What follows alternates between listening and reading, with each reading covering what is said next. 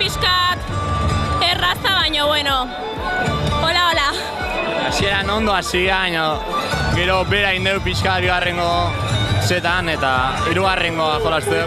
Eta guztua, eta irazin dugu bintzatu. Final politia izan da.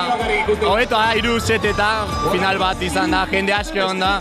Pues, 3 seteta hobetoa, jolaztea final bat. Baina oso orduri egon geha eta hola, baina, bueno, hasiera bastante ondo, baina, bueno, pixkanaka junda zaiak...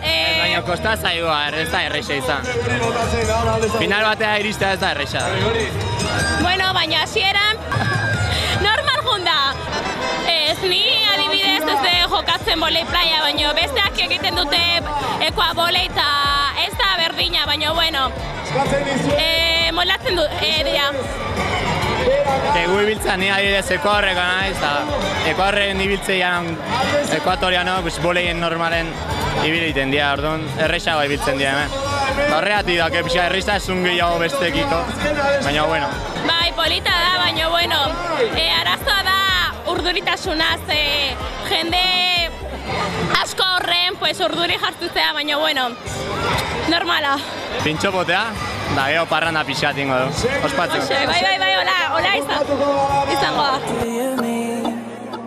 Better make up your mind, what do you mean? You're for protective where the...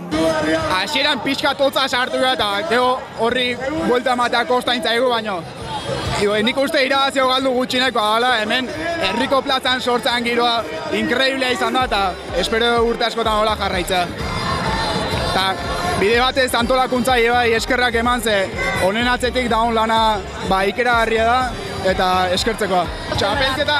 Txapelketa astearten hasi izan eta atzo jolastu genituen oktavos de final, gaur kuartos semifinalak eta finalare bai. Txampa favorito nagusia zen eta bueno, guk alde hona indeu, saiatu beha partida aurrera ematen, baina bueno, behaiek aurretik jarri momentu baten da ez du jakin buelta ematen, o ez dakit. Bueno, txampako historionak eman, eta bueno, ospatzea. Eta gaina guain, txarangakin eta ambiente gehiago dago, así que gaur gauen argi pasako dugu. no.